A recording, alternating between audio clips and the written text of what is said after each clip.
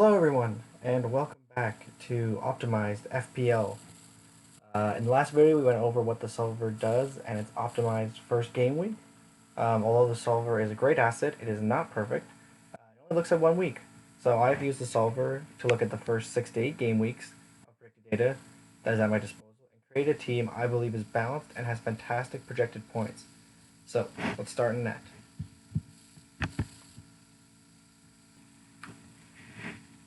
Starting up in net, I think to no one's surprise, is Brighton's goalkeeper Sanchez. His opening fixtures are amazing. He is 100% nailed on for a defense that has underperformed last season. He's just a no-brainer for me, and almost every orientation I made for the solver, Sanchez was in net 9 out of 10 times. Definitely staying in net. So, moving on to defense. We can start with the Liverpool duo of Trent Alexander-Arnold, and I feel like I'm going to mess this up, but it's Tsimikas. Let's start with Trent. So now Trent is nailed on, no question, on free kicks and corners. If he can keep the form that he had at the end of last season, he may be in my team for the entire season. Just a fantastic pick, and even at the expensive price point, I think that he is still definitely worth it. Tsimikas, on the other hand, is a very short-term move on my part. He will only be in the squad while Robertson is out. That's only going to be for the first couple of game weeks. We think Robertson's going to be out for what I've heard for like 4 game weeks. Yeah, so getting into the Liverpool defense for 4 million is an opportunity I just can't pass up. To finish up with the defense, we have Luke Shaw. I think he speaks for himself. He's been in great form for the past 6 months, and at 5.5 million, he's a great asset at Man United. If he keeps that Euros form up, I think he'll be an amazing player for the next 6 game weeks at least. Let's move on to the midfield. Let's start with the Manchester United boys, Fernandez and Greenwood, as they are the most controversial picks maybe in the team, barring Tsimikas. Fernandez at the end of last season was not great. He carried that into the Euros, but that doesn't change the fact that he is the heart of the Manchester United attack. He controls so much about their attack, and I believe the addition of Sancho is only going to enhance Fernandez's stats when they play together. Unfortunately, it doesn't seem like Sancho is going to be starting, so we'll see how that goes. He's also on pens, and we all know Man United get a mad amount of pens, so it's hard to stay away from such easy points. Greenwood is also in the squad, as he seems to be one of the only nailed Manchester United wingers at the club. Rashford is out, Sancho hasn't returned from vacation from the Euros. I know Cavani's a striker, but he's still in Uruguay and just returned and has no preseason training. That really leaves only Martial, Greenwood, and Dan James. Martial, I think, is going to most likely be starting up top. That leaves 2 winger positions open, and Greenwood could fill in on either side. I just don't see how Greenwood doesn't start with the competition for his place, and the fixtures for the first few are very decent. Let's look at Mohamed Salah.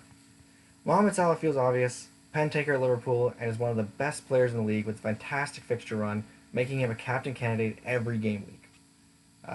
He's going to be the captain of my team for the first week against Norwich. I just don't see how anyone can not go for him. I mean, Norwich are just recently promoted, and they're looking a little bit weak, so I just think that he's a great opportunity. The last player in the midfield is Rafinha. Now, it feels a little bit silly to be having a Leeds attacker and a Manchester United defender, both in the same squad for the first game week, but I can see Rafinha having a great start to the season, and Leeds are an amazing attacking team. And I believe he is heavily undervalued at 6.5 billion. I just don't see how any other attackers at the 6.5 range can even compete with Rafinha. There's Buendia and Saka at that price range. I just don't see either of them having anything on Rafinha. Buendia does have good fixtures to start the season off, but he hasn't even been starting in preseason, and that really worries me. And Saka has really hard fixtures to start the season. He's someone that I could potentially move to, but I just think Rafinha is just too good to pass up. To finish off, let's look at the forwards. To start in the forwards, we'll be looking at Danny Ings. He is my only Villa asset to start the season. They have amazing fixtures, and he seems the most nailed player with the best predicted scores. I did have Watkins in, but unfortunately once Ings came in, there was no competition. Also a very easy move later on in the season to DCL or Jimenez in Game Week 4 when Villa's fixtures turn.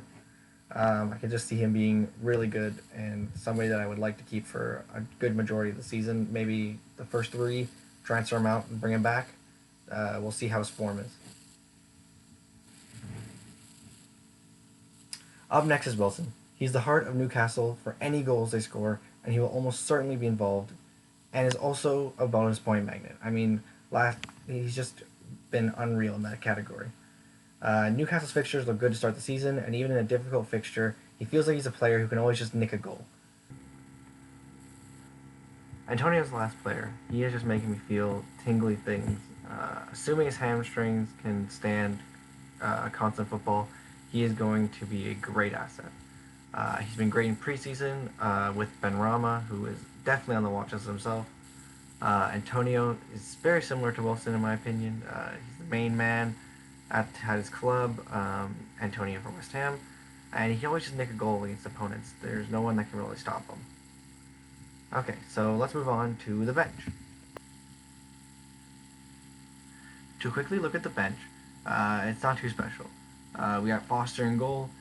He won't be playing any games, but I do love the Cycling Goalkeeper YouTube channel, and I really don't see his price moving, which is all I really want from my 4.0 goalkeeper, just to not lose value and to stick to where he is.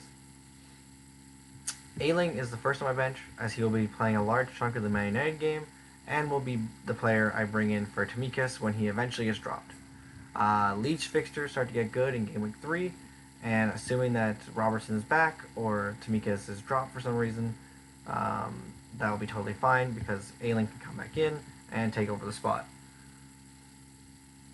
To the right of Ayling is Brownhill. He's been brilliant for Burnley in preseason. He has been playing even on the wings sometimes. He seems nailed and is playing more advanced than any other 4.5 million midfielder that I can see. And just to finish off the bench, we have Amarte. I am worried about this one myself. It's between him and Obadameli, is how I want to say it, the Norwich defender. I really like Obadameli. He seems nailed, and that's all I really want for my 4.0 million defender. But he's starting my bench, and let's be honest, third players on the bench almost never play anyways. So if Amarte does play with Evans and Fofana out, that really would be a great cheap way into Leicester defense. So I think the risk to return at this point is definitely worth it. I think Amarte is a good move. So that is the team. I'm going to be using the Football Fantasy Hub predicted points to see how many points I'm projected to get in Game Week 1, and I want to see what I get for the first 4 game weeks. I'm only going 4 game weeks because that is all I have for Tsimikas. This is also assuming that Salah is captain for all 4 of these games. I don't think I'll be captaining Salah in the 3rd game week against Chelsea, but just for simplicity, that's what I left it as. And this is assuming no transfers, that is just this team and nothing else.